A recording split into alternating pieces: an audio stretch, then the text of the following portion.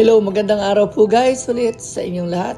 O magandang gabi man po o saan man dako kayo naparoon. Ngayon po ay aking ibabahagi sa inyo itong munting kalaman tungkol sa pagre-repair nitong dispalinhadong kettle. At basta na lang itinatapon pag hindi na gumagana ang isa sa parte nito. Katulad na ng halimbawa sa kettle na ito na nagmamalfunctions ang kanyang switch. Kaya nilagyan ko ng tubig para makita ninyo habang kumukulo na hindi nag-automatic ang kanyang switch kahit na gaano katagal ang kulo nito. Kaya ang nangyayari, kadalasan pinagtsatsagaan na lang habang wala pa tayong pambili ng bago para pamalit dito. So para hindi makabigay ng pinsala, atin na lang hintayin at tulungan na lang mai-off ito. At syempre, kung nagsasawa na at may pambili ng bago, basta lang po itatapon ito. Pops, hindi dapat ganyan. May paraan tayo dyan. Halika, gagawin natin.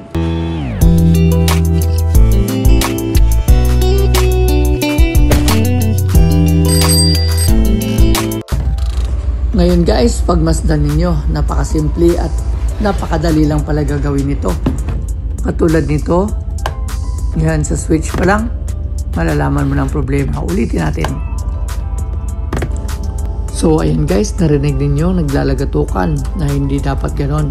Kumbaga sa tao ay marami siyang pilay. So ang gagawin natin ay ating buksan para makita natin ang buo at magawa natin ng paraan ang kanyang problema.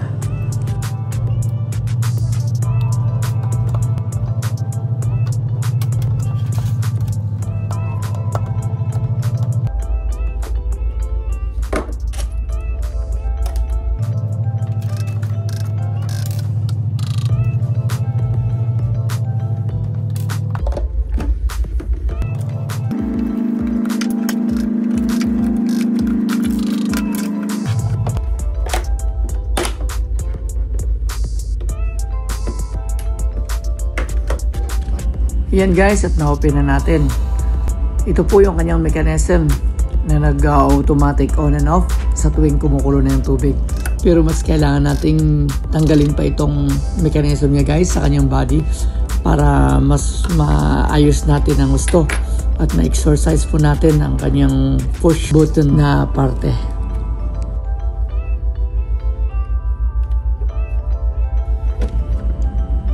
Yan, ito po, natanggal na natin siya guys. Napakadali lang po ito gawin guys. Wala po kayong idadagdag o kaya ibabawas o gagamitin man lang ng mga pang spray. Basta may exercise lang po natin ito guys. So yan, yung kanyang push button. Yan, yung nag-activate po pag sa tuwing kumukulo na yung tubig. Ayan, ito po siya. At saka itong isa po sa ilalim. Dahil kadalasan po kasi guys, nagbabara po ito sa katagalan ng gamit natin. Yan po, konting exercise lang po yan at iangat lang ng konti ito. Ayan.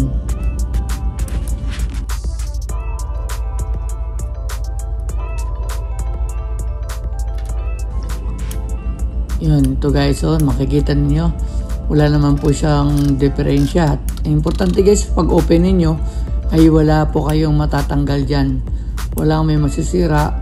Dandahan lang po ang pagbukas.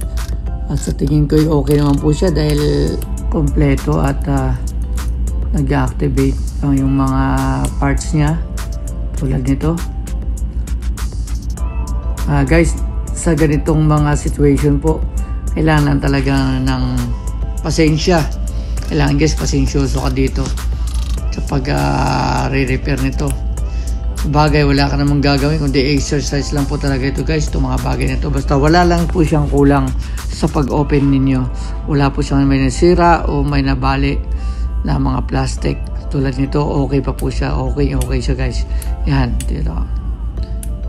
Yan, nakikita naman ninyo guys na medyo maganda pa talaga siya. Wala siyang sira. So guys, ibabalik na natin siya para malaman natin at matesting natin pagkatapos nating maikabit lahat. Okay.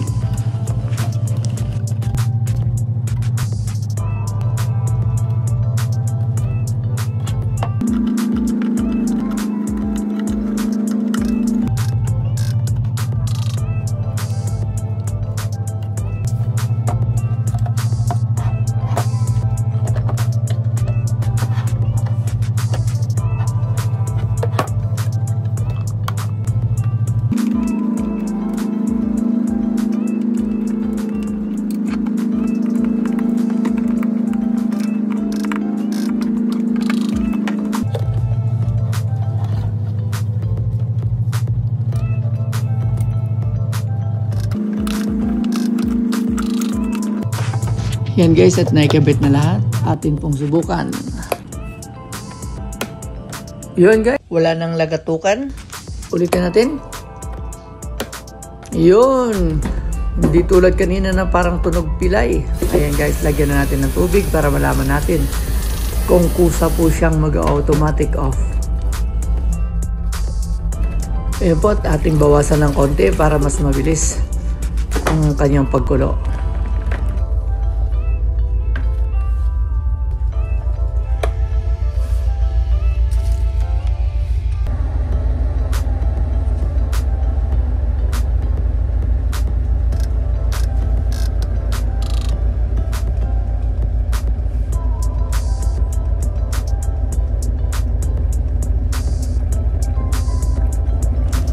Yun guys, at saktong kulo na po siya. Pagmasdan po natin itong ating automatic switch off kung mag-automatic nga po ba siya. Dahil nalinis na natin. Ayun guys, at successful po tayo. Maraming salamat sa panonood. Rem and Works. God bless us all.